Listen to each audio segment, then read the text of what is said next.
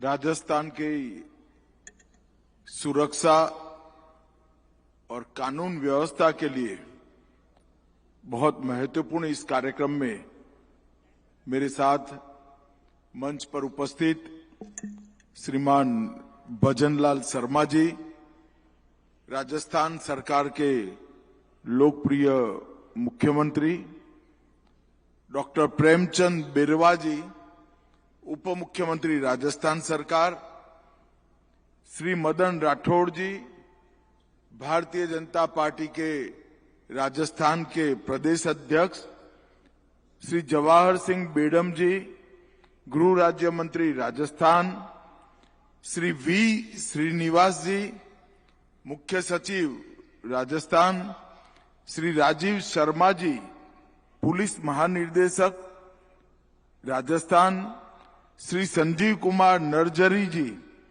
निर्देशक Rajasthan police academy, Shri Bhaskar Sawant, अतिरिक्त मुख्य सचिव गृह राजस्थान, और आज के कार्यक्रम में जिनको आज से अपने नए जीवन की शुरुआत करनी है, ऐसे नवनियुक्त कांस्टेबल भाइयों बहनों, उनके परिजनों और जयपुर के सभी निवासियों को मेरा राम राम नमस्कार।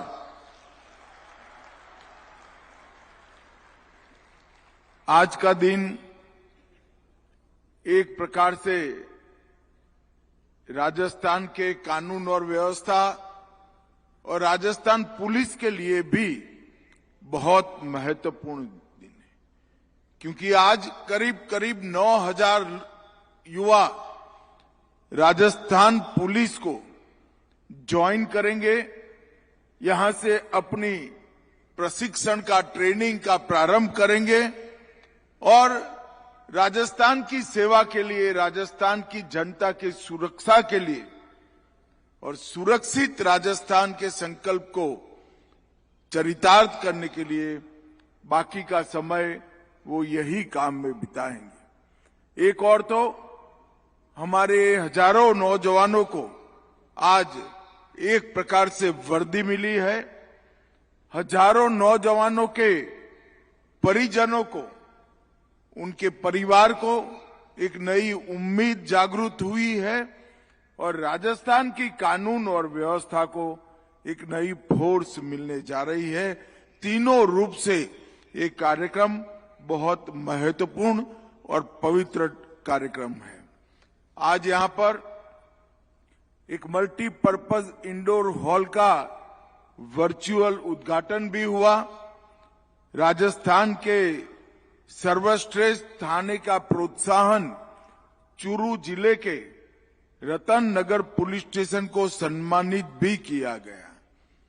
मित्रों, आज मैं जब आपके सामने आया हूं, लगभग 9,000 नवनियुक्त कांस्टेबल को नियुक्ति पत्र दिए हैं, जिसमें 2500 से ज्यादा महिला आरक्षक है। एक बार बच्चियों के लिए जोर से ताली बजाइए जरा। और 5500 से ज्यादा युवा भी यहां पर आज नियुक्ति प्राप्त कर रहे हैं। भजनलाल जी के नेतृत्व में यहां पर भारतीय जनता पार्टी की सरकार चल रही है।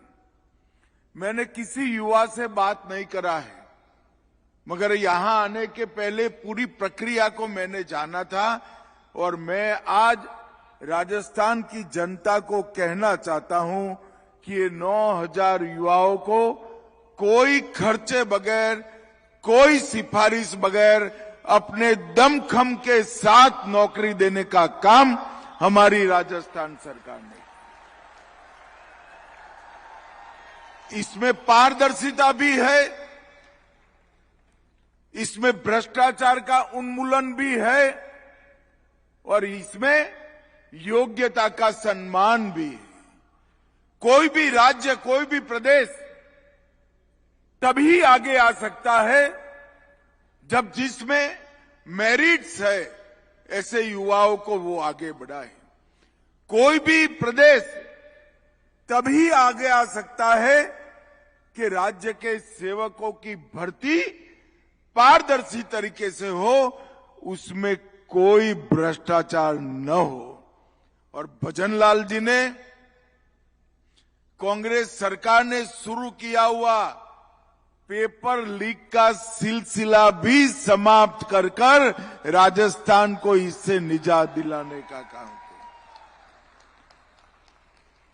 और ये पूरी प्रक्रिया पारदर्शी तरीके से, टेक्नोलॉजी के आधार पर और निष्पक्ष तरीके से पूरी की गई। 2025 से चल रही ये प्रक्रिया आज आपको नियुक्ति पत्रक तक लेकर आई है और ट्रेनिंग समाप्त करने के बाद 1949 मार्च में गठन हुई राजस्थान पुलिस का आप सभी लोग हिस्सा बनेंगे, इसका आपको गौरव होना चाहिए।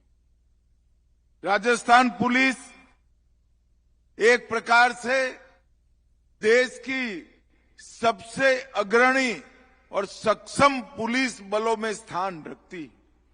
राजस्थान के गठन के बाद राजस्थान पुलिस का भी गठन हुआ और सबसे दुष्कर कानून और व्यवस्था की परिस्थिति जहां पर है, ऐसा हमारा राजस्थान है। 1070 किलोमीटर लंबी पाकिस्तान से सटी हुई अंतर्राष्ट्रीय सीमा, चंबल के दुर्गम बिहड़, एक और थार का विशाल मरुस्थल, दूसरी ओर अजमेर शरीफ, पुष्कर, नाथद्वारा, उदयपुर, चित्तौड़गढ़ ऐसे विश्व प्रसिद्ध टूरिस्ट स्पॉट और जयपुर, उदयपुर, जोधपुर, चित्तौड़गढ़ परंपरागत रूप से ऐतिहासिक दुर्ग और महल, रणथंभौर, सरिस्का, केवलादेव ऐसे प्राकृतिक अभ्यारण्य और स्थानों का भी राजस्थान के अंदर स्थित है। ये सब में पुलिस की चैलेंज अनेक गुना बढ़ जाती है। इसलिए मैं जो युवा आज यहां से नियुक्ति प्राप्त कर जा रहे हैं, इनको आग्रह करना चाहता हूं कि आपके प्रशिक्षण के वक्त पूरा ध्यान स्थित चित्त के साथ आपका प्रशिक्षण में होना चाहिए, क्योंकि जब आप पुलिस का हिस्सा बने प्रशिक्षित होकर, तब सुरक्षित राजस्थान का स्वप्न जो है वो आप साकार कर सके और उसका हिस्सा बन सके। भजनलाल जी की सरकार बनने के बाद 2 सालों में कुल अपराधों में लगभग 14% की कमी आई और गंभीर प्रकार के अपराध उसमें 19% की कमी आई। हत्या में 25%, हत्या के प्रयास में 19%, महिलाओं के खिलाफ अत्याचार में 10%, एसटी एससी के खिलाफ अत्याचारों में 28%, डकैती में 47% कमी और लूट में 51% कमी लाने का काम भारतीय जनता पार्टी की भजनलाल सरकार ने किया है। वो एक प्रकार से कोई कमिटमेंट वाली गवर्नमेंट आती है, एक ऐसी पार्टी आती है जिसका उद्देश्य कानून और व्यवस्था संभालना होता है, पारदर्शी तरीके से शासन चलाना होता है, तो क्या फर्क पड़ सकता है, इसका यह उदाहरण। भजनलाल जी के नेतृत्व में राजस्थान पुलिस ने कई नई शुरुआत भी की। एंटी गैंगस्टर्स टास्क फोर्स का गठन किया है। पुलिस के आधुनिकीकरण के लिए बहुत इनिशिएटिव लिए हैं। अभय कमांड सेंटर से सीसीटीएनएस 112 और आईसीजीएस इसको इंटीग्रेट किया गया है। कालिका पेट्रोलिंग यूनिट उसकी शुरुआत हुई है और एंटी नारकोटिक्स टास्क फोर्स को भी स्ट्रक्चर करने का शुरुआत हुआ है। और आज साइबर अपराध रोकने के लिए I4C जो भारत सरकार का गृह मंत्रालय चलाता है, उसी की तर्ज पर राजस्थान में उन्होंने साइबर हेल्पलाइन की भी शुरुआत की है।